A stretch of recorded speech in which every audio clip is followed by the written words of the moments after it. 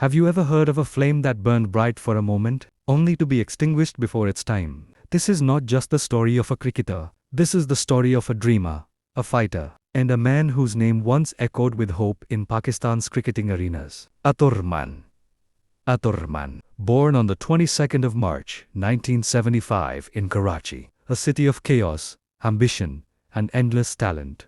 Atta-ur-Rehman grew up like many other boys on the dusty streets. But unlike others, he had a weapon: raw pace. His tall frame, long arms, and an ability to generate surprising bounce made him stand out even as a teenager. In a city where thousands of boys chased the same dream of donning the green jersey, Atta's fire burned hotter. In the late 1980s and early 90s, Pakistan cricket was glowing with legends. Imran Khan had just lifted the World Cup in 1992, and young boys everywhere wanted to be Wasim Akram or Waqar. But hidden behind those shining stars, Atta-ur-Rehman was carving his own path. Coaches in Karachi clubs whispered about a new fast bowler who could swing the ball both ways, who could rattle batsmen with sharp bouncers. His journey was not easy. Cricket in Pakistan was never just about talent. It was about persistence, politics, and opportunities. Atta-ur-Rehman's family, like many middle-class households, could not afford luxuries. Yet, he carried his cricket kit through buses, trained late into the evenings, and dreamed bigger than his circumstances. Finally, in 1992, at just 17 years old, destiny knocked. Atta was selected for the Pakistan national cricket team. Imagine the sight. A teenage boy walking into a dressing room filled with giants: Wasim Akram, Waqar, Inzama, Mulhaq. The dream was no longer a fantasy. It was real. He made his test debut with fire in his eyes, young, aggressive, and fearless. Atta-ur-Rehman represented not only himself, but also every boy from Karachi who believed cricket could change their lives. For Pakistan, he was a fresh hope, a fast bowler who could carry forward the legacy of pace. But with every dream comes the weight of expectations. Atta was no longer playing street cricket. He was on the world stage, where every delivery was judged, every mistake magnified. The pressure was enormous, but the boy from Karachi was ready to fight. When Atta-ur-Rehman first wore Pakistan's green jersey, the nation expected nothing less than brilliance. He was young, raw, and fast. The three qualities Pakistan loved in a bowler. His early matches showed glimpses of a fiery pacer. In 13 test matches and 30 one-day internationals between 1992 and 1996, he delivered spells that carried promise. On his day, he could generate vicious bounce and swing, troubling even seasoned batsmen. But cricket is a cruel teacher. In the shadows of Wasim Akram and Waqar, two of the greatest fast bowlers in history, expectations from Atta were sky high. Fans did not want good, they wanted greatness.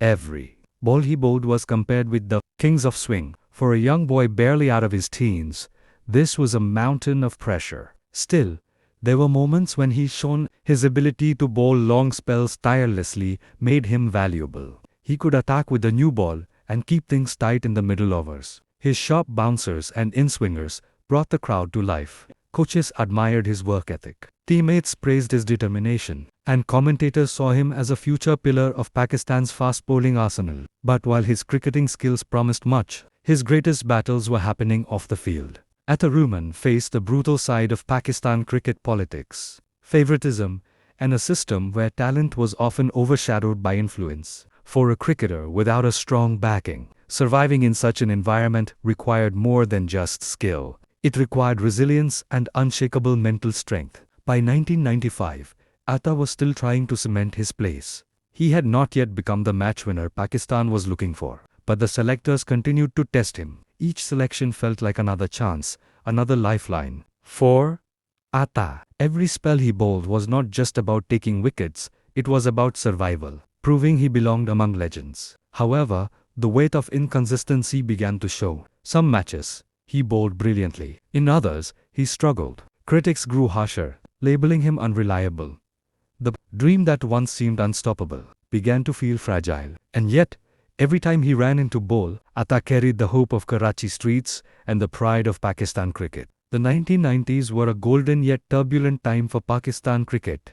While stars rose and fell, Atta's story was caught in between a young man desperate to shine but constantly tested by the harsh realities of this sport. He was learning the cruel lesson that in international cricket, talent alone was never enough. When history writes the tales of Pakistan cricket, the name Atta-ur-Rehman rarely shines in the golden chapters. Yet, behind the shadows of scandal and lost opportunities, lies a story that every young dreamer should hear. Atta-ur-Rehman's career was short-lived.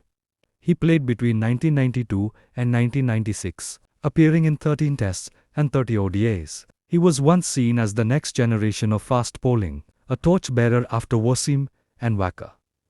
But fate, choices, and circumstances did not allow his promise to blossom into greatness. Yet, to dismiss him as just another failed cricketer would be unjust.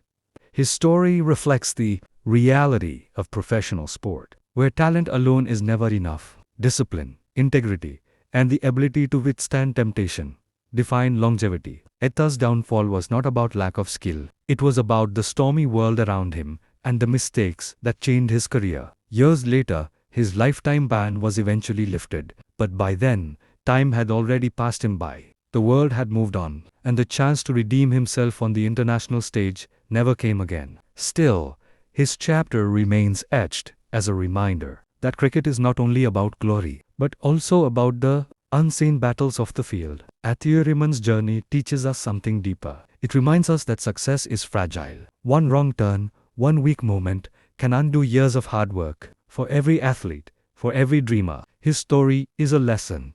That character is as important as talent, and integrity is the foundation on which true greatness stands. But perhaps the most powerful part of his story is resilience. Even after the fall, even after being labelled and banned, Atta did not vanish into bitterness. He continued to play domestic cricket once restrictions were eased. He stayed connected with the game in smaller ways, and most importantly, he became an example, not of glory, but of warning. For young cricketers in Pakistan, his life remains a silent teacher. It says, "Your pace, your talent, your passion can take you far. But without discipline and truth, it can all be taken away in an instant." Atta-ur-Rehman may not have become a legend like Wasim or Waqar, but his story carries weight. His career is a reminder carved into Pakistan cricket's history. A chapter not of triumph, but of lessons. And in that lies his true legacy. For every athlete, there comes a moment that defines their career, sometimes in glory, sometimes in tragedy. For Atta-ur-Rehman, that moment was not a wicket, nor a victory, but a controversy that shook Pakistan cricket. By the mid-1990s, Pakistan cricket was under storm. Whispers of match-fixing scandals echoed in dressing rooms, newspapers, and television debates. Big names were being questioned. Investigations were tightening, and the game's purity was under fire. In this chaos, Atta-ur-Rehman, a young fast bowler still struggling to cement his place, was caught in the whirlpool. In 1995, during a tour, he was accused of being linked to match-fixing allegations. Suddenly, the boy who once represented the hopes of Karachi was branded as tainted. It was a devastating blow. For a young cricketer who had barely begun his career, being dragged into controversy was like having the ground collapse beneath his feet. The cricket board, under immense public and political pressure, began investigations. Atta-ur-Rehman found himself in the middle of hearings, statements, and endless questions. His name was written in headlines, but not for his bowling. Instead of celebrating his speed and swing, people were debating his honesty and integrity. In 2000, the Justice Qiyam Commission report famously banned several players, and Atta-ur-Rehman's name was among them. The report concluded that he had given false testimony, which led to a lifetime ban from cricket. Just like that, the doors of international cricket were shut forever. Imagine being 25 years old, a fast bowler with years ahead of you, and suddenly being told you can never play again. That was the heartbreak of Atta-ur-Rehman. For him, cricket was not just a game, it was identity, purpose, and escape from the hardships of life. To lose it in such a way was unbearable. After the ban, life was harsh. The glory of stadiums was replaced by silence. Once cheered by crowds, Atta now faced isolation. His teammates moved on. Pakistan cricket produced new heroes, but Atta was left behind as a forgotten name, remembered more for scandal than skill. Yet, beyond the headlines, there was still a man, a man who had once bowled his heart out for his country, who had carried the green flag with pride. For Atta-ur-Rehman, this downfall was not just about cricket, it was about dignity, about dreams shattered too soon.